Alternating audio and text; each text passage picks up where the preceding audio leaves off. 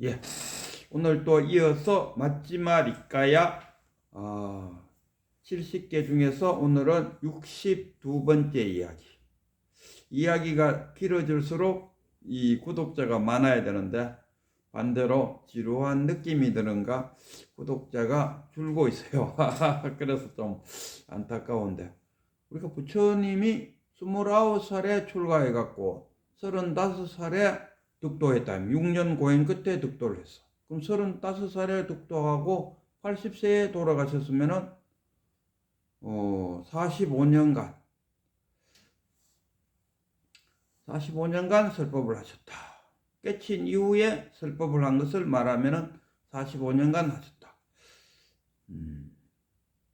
그 부처님은 어떤 경에 보면은 제자들에게 손에다가 낙엽을 한 가닥 쥐고는 이렇게 펼쳐 보이면서, 이 숲에 있는 낙엽이 더 많겠느냐, 내 손 안에 들어있는 낙엽이 더 많겠느냐 했을 때 제자들은 숲 속에 있는 낙엽이 더 많습니다. 그러니까 부처님이 그렇다. 내가 너희들에게 가르쳐 주고 싶은 것은 숲 속에 있는 낙엽만큼이나 많지만은 너희들이 알아듣지를 못하니까 내가 겨우 손 안에 들어있는 낙엽만큼만 가르쳐 줄 뿐이다. 이런 표현을 했어요. 이 부처님의 경전이 전해지는 것 중에서 45년간을 설법을 했는데 어디 한두 마디 했겠습니까? 그 많은 숲속에 있는 낙엽과 같이 많은 이야기 중에서 지금 2500년이 지난 지금 전해지는 것은 그야말로 부처님 손바닥에 들어있는 낙엽에 불과하다. 이렇게 봐도 안 되겠습니까? 기독교로 좀 비유하면은 예수님은 한 3년 설법하십니까? 3년 설법한 것이 전부인데도 하나의 성경책이 됐다. 어쨌든 오늘은 부처님의 그 업에 관한 이야기를 했어요. 이 경전 행식을 빌리면은 이제 어떤 젊은 바라문이 부처님을 찾아와서, 어떤 사람은 잘생겼고 어떤 사람은 못생겼고 어떤 사람은 돈 많고 어떤 사람은 돈이 없고 어떤 사람은 건강하고 어떤 사람은 병이 나갖고 골골거린다. 보니까 어떤 사람은 나쁜 짓 해도 잘 살고 어떤 사람은 착하게 살면서도 지금 보니까 가난하게 살고, 이게 도대체 어떤 일입니까 하니까 부처님이 그거는 그 사람이 지어놓은 업보에 의한 것이니라 하니까, 이 청년인 바라문이 좀 더 구체적으로 말씀해 주십시오 하니까 이제 부처님의 이제 또 자세한 설법이 또 이제 전개되는 거죠. 그래서 이 작자, 그 업을 진 작자는 사라지고 없어요. 작자는 없어도 업보는 남는다. 우리가 태어났다 아닙니까? 이 몸으로 태어났어. 몸뚱어리가 나왔어요. 지수화풍이 인연법에 의해 갖고, 쉽게 말하면 연기에 의해 갖고 이 몸뚱어리가 만들어졌어요. 이 몸뚱어리가 만들어지면서 몸뚱어리만 만들어지는 게 아니고 이 몸뚱어리가 만들어지면서 업을 승계했다.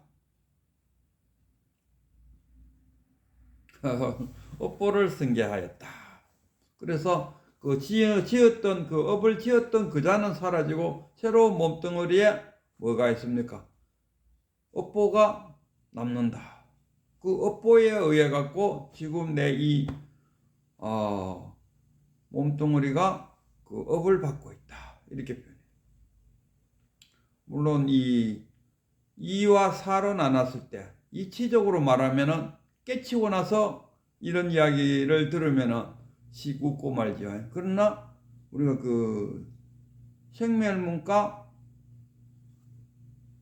그 진여문과 생멸문으로 나누지 않습니까? 진재와 속재. 그래서 속재적인 측면에서 바라볼 때 부처님은 깨달으라 했지만은 깨치지 못한 자들에게도 설법을 해갖고 지금 여기서의 삶을 행복하게 살 수 있는 방법을 이야기하고 있었어요. 꼭 깨친 자만 그 자기 제자로 둔 것은 아니다. 그렇지 깨치지 못한 자는 그럼 어떻게 벌이나? 아니죠. 그 깨치지 못한 상태로 살아가면서도 행복하게 살 수 있는 그 방법을, 그게 불법을 이야기하고, 그러다 보니까 이 업을 이야기하지 않을 수 없다. 저는 이렇게 생각합니다. 이 업이라는 개념은 그 당시 인도의 그 기본 바탕, 사상의 기본 바탕이었는데, 부처님이 이 업보라 사상을 들고 왔어요. 그러니까 부처님 사상하고 그 당시의 사상하고의 차이가 뭐냐 하면,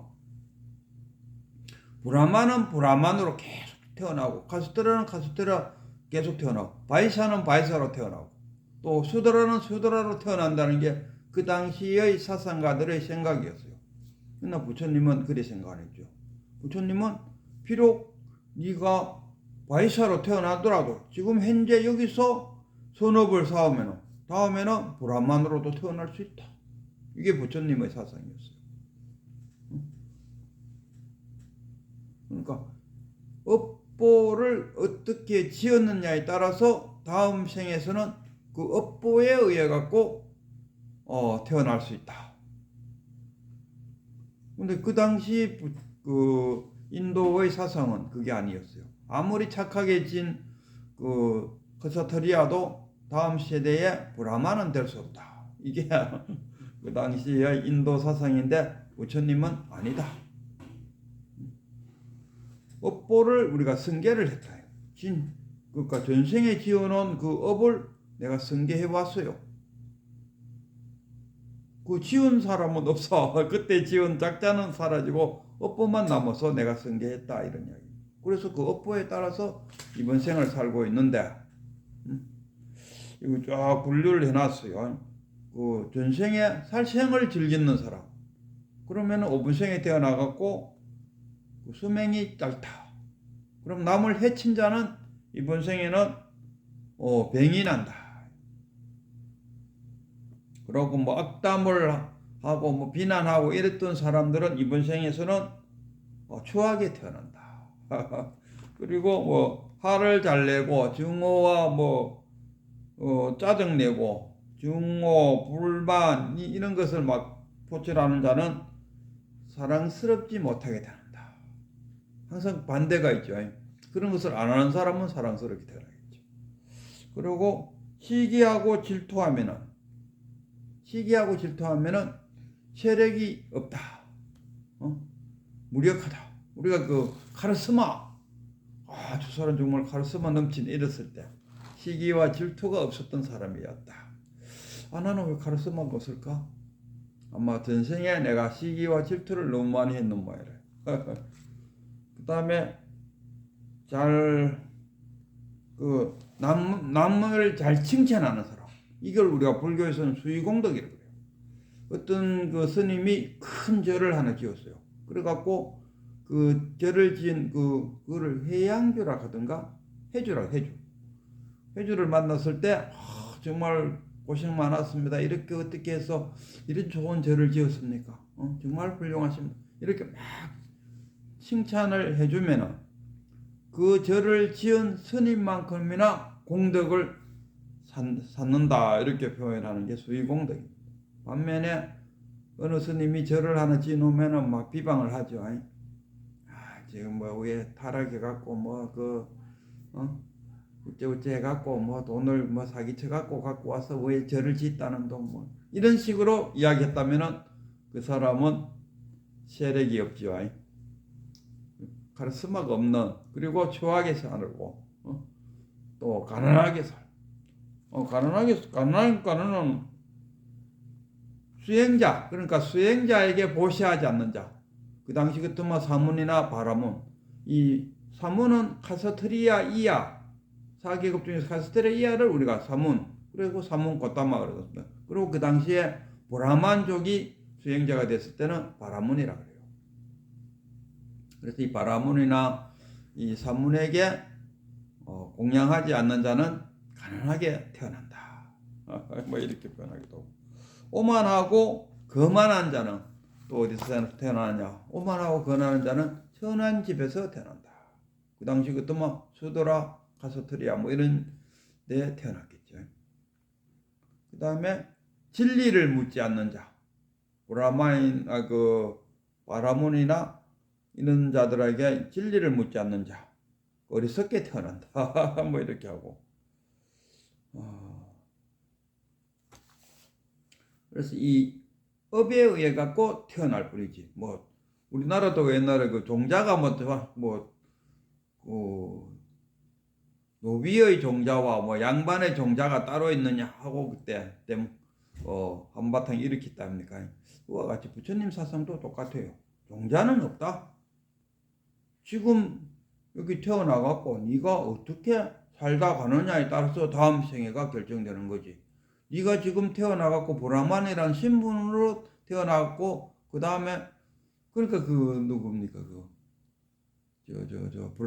달라이라마고는 뭐 죽어도 또 달라이라마고 또 죽어도 또 달라이라마 죽어도 달라이 그렇게 계속 이어진다 그러는데 하긴 뭐 달라이라마 나쁜 짓 하진 않았답니다. 어쨌든 간에 선하게 살다가 또 달라이라마 되는데 꼭 그럴 것인가 했을 때 부처님 사상에 비추어서 볼 때는 이거는 아니다. 그리고 부처님은 네가 착한 일을 했으면은 천상에 태어나고 천상하면 뭐 극락세계 아니면 33천 도리천 불교는 죽으면은 주위에 천당이 하도 많아갖고 여기저기 갈 데가 많은 모양이라요. 그래갖고 착한 일 하면 천당에 가거나 아니면은 천당 가지 않고 다음 생에는 그 불교에서 그 다비를 하는데 다비할 때 일 보니까 이렇게 적어놓더라고요. 그래서 다시 왕림하셔갖고 불자들을 제도해 주십시오. 빨리 그랬고 다시 사바세계에 태어나기를 기원드리더라고요. 열반했던 스님을 저기 극락세계 가서 편히 쉬십시오 이게 아니고 얼른 빨리 사바세계로 와서 중생구제하는데 도움 주십시오. 이런 식으로 표현하더라고요. 어쨌든 간에 부처님 사상은 업에 의한 사상. 업장소멸 절대 안 됩니다. 업장소멸 없어요. 근데 그 불교에서는 업장소멸 있다 그러지 않습니까? 뭐 참회하고 뭐 어쩌면 업장소멸 된다. 정통불교, 부처님의 가르침을 따르는 자를 우리가 정통불교라고 말하고, 그 다음에 종교화된 불교는 뭐냐? 시대의 요청에 따라서 불교다. 우리가 산에 절에 가면은 산신각도 있고 뭐도 있고 또 초 8일날 등도 달고 또 매월 첫째 날 와서 기도하면은 부처님의 가피를 많이 받는다. 이런 식으로 해서 신도들을 끌어모으고 이거는 오직 절에서 그러한 것이 아니고 우리도 그렇지 불교인 아니더라도 산에서 등산 갔다가 내려오면서 큰 나무나 큰 바위를 만나면 괜히 소원 빌고 싶은 마음이 생기잖아요. 그게 시대적인 요청이고 대중의 요청이라. 그 불교는 절에서 하는 행위가 꼭 자신들을 위한 예를 들어 천도제 켜도 절에서 천도제를 지내는 것은 그 스님들 자신만을 위한 것이 아니 천도제를 지내줌으로써 불제자들의 마음을 편안하게 해줄 수 있다. 그게 뭡니까? 종교화된 불교다. 저는 이렇게 표현해요. 그리고 전통 불교와 종교화된 불교. 꼭 나쁘다고 말할 수도 없고 이거는 시대적인 요청에 의한 것이다. 아무리 천도제 지내겠다고 절에서 스님들이 광고를 해도 신도들이 아무도 천도제를 안 지내면은 천도제라는 제도는 사라지고 없어요. 자기가 천도제를 탁 지내고 보니까 마음이 편안하더라고요. 저도 돈만 많으면 한 1,000만 원짜리 구슬을 한번 해보고 싶어요. 그러고 우리 선조 조상들이 다 좋은 데로 가시도록 기운 드리고 싶다요.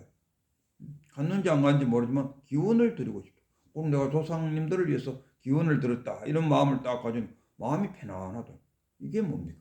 종교화된 불법이다. 저는 이렇게 표현하고 그 당시 부처님이 가르친 전통 불교를 전하는 것을 나는 전통 불교다.